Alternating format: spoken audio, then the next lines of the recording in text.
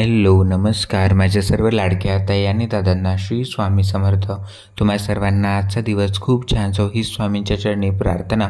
तर हा जो व्हिडिओ तुम्ही बघत आहात तर हा सकाळचाच आहे। त्याचबरोबर संध्याकाळी मी स्वामींच्या कोणत्या सेवा केल्या त्या देखील ह्या व्हिडिओमध्ये तुमच्यासोबत मी शेअर करणार आहे। व्हिडिओच्या माध्यमातून जर तुम्ही माझ्या चॅनलवरती नवीन आले असाल तर चॅनलला सबस्क्राईब करून कमेंटमध्ये श्री स्वामी समर्थ नक्की लिहा। तर ही जी पूजा होती तर ही सकाळची पूजा आहे आणि महाराजांची पूजा करून मला खरंच खूप प्रसन्न वाटले। कारण जेव्हाही आपण आपल्या घरामध्ये पूजा करतो तर आपल्या घरामधलं जे वातावरण आहे तर ते खूप पॉझिटिव्ह होतं। त्याचबरोबर गुरुपौर्णिमाच म्हणजेच आपण आपल्या गुरूंची सेवा करत असतो। तर स्वामी माझे म्हणजेच मी त्यांना गुरु मानलेलं आहे। गेली म्हणजेच 2 वर्ष अगोदर स्वामी माझ्या लाईफमध्ये आले। म्हणजे स्वामींबद्दल मला जास्त काही माहिती नव्हती, म्हणजेच आमच्या रिलेटिव्हकडूनच मला स्वामींबद्दल कळाले आणि त्यानंतर म्हणजे स्वामींबद्दल म्हणजे जाणून घेण्याची रुची जी होती तर ती माझी वाढली। आणि त्यानंतर योगायोग असा झाला जेव्हा मी शिक्षणासाठी होतो तर तेथेच स्वामींचे जे केंद्र होते तर तिथून 5-10 मिनिटाच्या अंतरावरच होते। त्यामुळे दर गुरुवारी महाराजांची जेव्हा आरती असायची तर तेव्हा मी केंद्रामध्ये महाराजांच्या दर्शनासाठी जायचो आणि तेव्हापासूनच मग महाराजांची जी ओढ होती तर ती मला लागली आणि महाराजांची सेवा मी तेव्हापासूनच सुरुवात केली स्वामी सेवेला। आणि आता म्हणजे स्वामींनी मला म्हणजे बरंचसं काही दिलं, म्हणजे स्वामींकडे मी जे मागितलं नव्हतं ते देखील स्वामींनी मला दिलं। ते देखील मी तुमच्यासोबत व्हिडिओमध्ये नक्की शेअर करेन। तर हा जो व्हिडिओ आहे तर हा संध्याकाळचा सेवेचा व्हिडिओ आहे। म्हणजेच जसं की तुम्हाला मागच्या व्हिडिओमध्ये तुम्ही जर माझा मागचा व्हिडिओ बघितला असेल तर त्या व्हिडिओमध्ये मी तुम्हाला सांगितलं की मी पोस्टामध्ये आहे म्हणजे जॉबला आहे आणि ही जॉब जी असते तर ती सरकारी जॉब आहे, म्हणजे सेंट्रल गव्हर्नमेंटची जॉब आहे। त्यामुळे म्हणजेच आम्हाला सुट्टी नव्हती गुरुवारी म्हणजेच आपल्या गुरुपौर्णिमेच्या दिवशी। त्यामुळे मग सकाळी मला जशी जमेल तशी मी सेवा करण्याचा प्रयत्न केला आणि स्वामींनी देखील माझ्या हातून म्हणजे त्यांची सेवा करून घेतली। जसं की मी तुम्हाला सांगितलं की सकाळी म्हणजेच मला जास्त सेवा करता आली नाही कारण आम्हाला सुट्टी नव्हती, म्हणजे जॉबला देखील जायचं होतं। त्यामुळे महाराजांची फक्त पूजा आणि जे काही म्हणजे थोडेसे मंत्र वगैरे होते तर ते मी म्हटले आणि जे स्तोत्र म्हणायचे होते ते मी म्हणून घेतले। त्यानंतर महाराजांची आरती करून घेतली आणि संध्याकाळी म्हणजेच मला टाईम भेटला त्यामुळे मग संध्याकाळीच मी जास्त करून जी सेवा होती स्वामींची तर ती केली। तर या व्हिडिओमध्ये मी तुमच्यासोबत ती शेअर करणार आहे की मी संध्याकाळी म्हणजे स्वामींची कोणकोणती सेवा केली गुरुपौर्णिमेच्या दिवशी।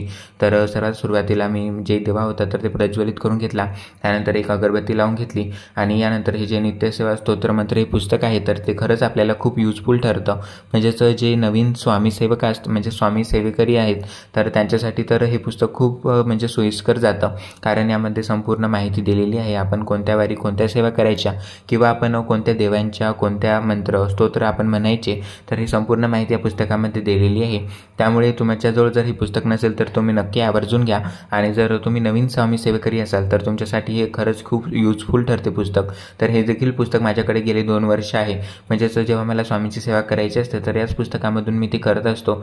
या पुस्तकामध्ये सर्व मंत्र स्तोत्र आपल्याला दिलेले आहेत की आपण म्हणजे कशा प्रकारे स्वामींची सेवा केली पाहिजे किंवा स्वामींची जी सकाळची आरती संध्याकाळची आरती धूप आरती तर संपूर्ण माहिती या पुस्तकामध्ये दिलेली आहे। म्हणजेच ज्याप्रमाणे केंद्रामध्ये स्वामींचं जे केंद्र असतं तर तिथं ज्या प्रकारे आरती होतात सकाळी किंवा नैवेद्याची आरती होते त्याचप्रमाणे या पुस्तकामध्ये संपूर्ण माहिती आहे वेळेनुसार की आपण कोणत्या वेळेमध्ये महाराजांची कोणती आरती म्हणायची तर ही संपूर्ण माहिती या पुस्तकामध्ये दिलेली आहे। जर तुम्हाला म्हणजेच हे पुस्तक पाहिजे असेल तर तुमच्या जवळपास कुठे स्वामी केंद्र असेल तर तिथे देखील भेटून जाईल आणि तुमच्या जवळपास जर स्वामी केंद्र नसेल तर ज्या ताई आहेत म्हणजे ज्यांच्याकडून मी सामान ऑनलाईन बोलवत राहतो तर त्या देखील म्हणजे जे पुस्तकं वगैरे त्यांच्याकडे असतात स्वामी सेवेचे तुम्ही त्यांच्याकडून देखील बोलवू शकतात। म्हणजे ज्या नारायणी पूजा आर्ट्सच्या ज्या ताई आहेत तर त्यांच्याकडे देखील हे स्वामी सेवेचे जे आपल्याला पुस्तकं लागतात म्हणजे जे आपल्याला गुरुचरित्र किंवा नित्यसेवा स्तोत्र मंत्र किंवा स्वामी चरित्र तर हे सर्व जे म्हणजे पुस्तक असतात पूजेसाठी लागणारे तर हे देखील त्यांच्याकडे अवेलेबल आहे। तुम्ही त्यांच्याकडून मागू शकता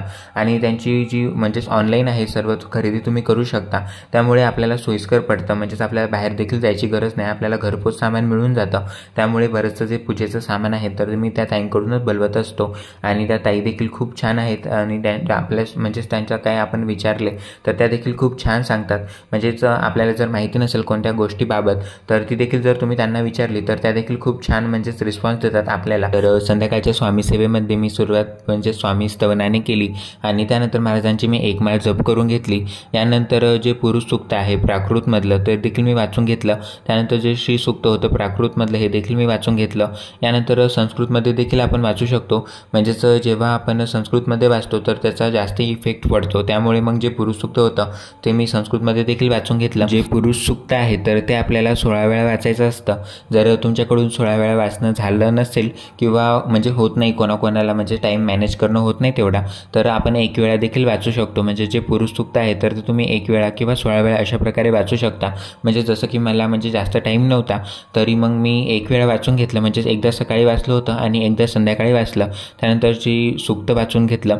त्यानंतर 21 श्लोकी पवन म्हणजे सूक्त आहे तर ते देखील मी वाचून घेतलं संध्याकाळच्या सेवेमध्ये.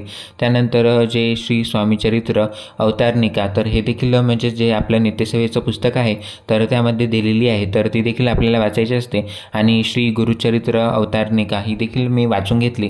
म्हणजेच ज्या काही स्वामींच्या सेवा होतात तर त्या मी करून घेतल्या. कारण या दिवशी आपल्याला म्हणजे स्वामींचे जे आभार वाचतात ते प्रकट म्हणजेच मानायचे असतात.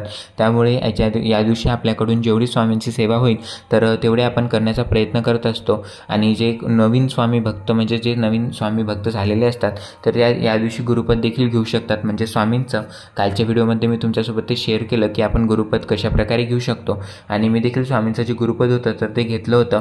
त्याचबरोबर आज पौर्णिमा देखील होती त्यामुळे जी धनलक्ष्मी कुंचम सेवा होती तर ही देखील मी आज केली. लक्ष्मीला प्रिय अशी जी धनलक्ष्मी कुंचम सेवा आहे तर ही देखील म्हणजेच आज पौर्णिमा होती त्यामुळे मी केली.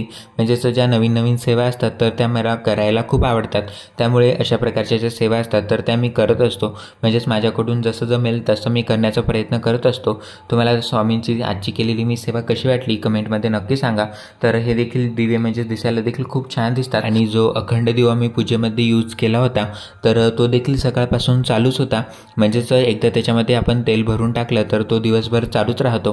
त्यामुळे मला जास्त टेन्शन नाही. कारण जो अखंड दिवा असतो तर त्याला काच देखील आहे. म्हणजे हवा सुटली तर तो दिवा विझत नाही. त्यामुळे अशा प्रकारचा दिवा मला घ्यायचा होता. आणि तो जेव्हा मला मार्केटमध्ये दिसला तर तेव्हा मी तो घेतला. तो देखील व्हिडिओ मी तुमच्यासोबत शेअर केलेला आहे की मी दिवा कशा प्रकारे केला. तर आता पूजेची म्हणजेच आता संध्याकाळ होती आणि महाराजांना नैवेद्य देखील दाखवायचा होता. तर महाराजांना नैवेद्य दाखवण्यासाठी वरण भात भाजीपोळी आणि गोडामध्ये मी शिरा केला होता. तर तो देखील मी महाराजांना नैवेद्यामध्ये दाखवून घेतला. आणि आजची जी सेवा होती तर ती अशा प्रकारे झालेली आहे. तुम्हाला माझा आजचा व्हिडिओ कसा वाटला कमेंटमध्ये नक्की सांगा. व्हिडिओ आवडला असेल तर लाईक शेअर आणि सबस्क्राईब करायला विसरू नका.